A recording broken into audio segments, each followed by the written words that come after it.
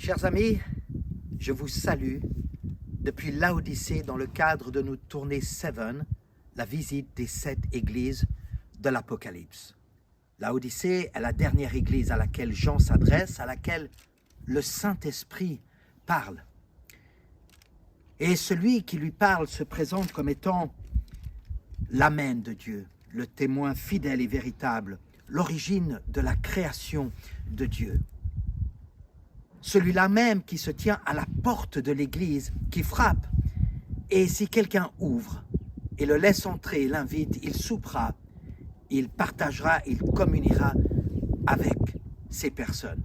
Combien de fois, à titre d'évangélisation, nous utilisons ces propos de Jésus. Quiconque entend le Seigneur frapper à la porte des cœurs, qu'il ouvre les cœurs et qu'il laisse entrer Jésus à l'intérieur afin de le connaître, non pas sur la base d'une religion, mais sur la base d'une relation, sur la base d'une communion. Or, dans ce contexte, il ne s'agit pas d'un appel d'évangélisation, il ne s'agit pas d'un appel à l'acceptation de Jésus dans sa vie. Non, Jésus frappe à la porte de l'Église. Et si Jésus frappe à la porte de l'Église, c'est qu'il ne se trouve pas à l'intérieur. Qu'y a-t-il à l'intérieur? Quel genre d'église qui n'a pas la présence de Jésus-Christ au milieu d'elle? C'est une église qui se croit riche et qui est pauvre, qui se croit habillée et qui est nue. C'est une église qui se croit belle alors qu'elle est misérable. Cette église-là est tiède. Nous nous trouvons ici à Laodicée entre deux autres villes. La ville de Colosse, où se trouvaient les Colossiens, et la ville de Hiérapolis, également, connue notamment dans les épîtres de l'apôtre Paul. À Colosse, il y avait de l'eau fraîche, de l'eau froide, en abondance. À Hiérapolis, il y avait les eaux thermales que nous pouvons trouver encore aujourd'hui dans la région que nous connaissons plus communément comme étant la région de Pamukkale. À Colosse, de l'eau fraîche, à Hiérapolis, de l'eau thermale, de l'eau chaude, et entre deux, Laodicée qui a un défi pour la consommation de l'eau. Et donc, afin de pouvoir bénéficier de cette eau dont on a tant besoin dans la vie, elle doit construire des conduites et amener l'eau d'autres endroits.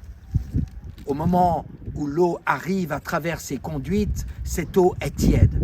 Et donc, lorsque Jésus dit à Laodicée qu'elle est tiède, Laodicée comprend ce que ça veut dire.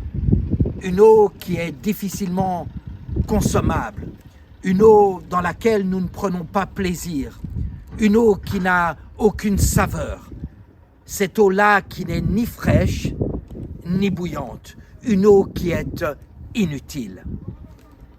Cette Église a besoin de considérer son état selon ce que Jésus lui dit.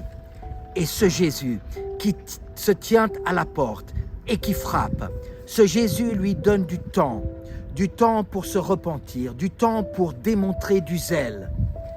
Elle lui donne du temps pour revenir à la racine, pour revenir au principe, pour revenir au commencement, à l'Amen, au témoin qui est fidèle et qui est véritable.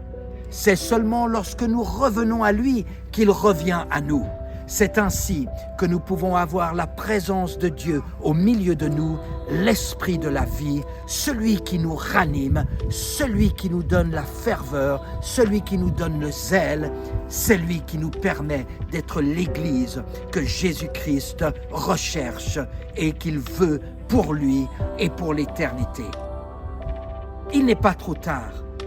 Il n'est pas trop tard pour l'Église occidentale qui a bien des égards est comparable à Laodicée. Cette Église qui, bien trop souvent, est tiède et sans saveur. Cette Église qui a l'opportunité de se repentir, de démontrer du zèle, de vaincre afin de pouvoir être assis avec Jésus sur son trône. C'est là sa destinée. Au nom de Jésus-Christ, de Laodicée. Amen.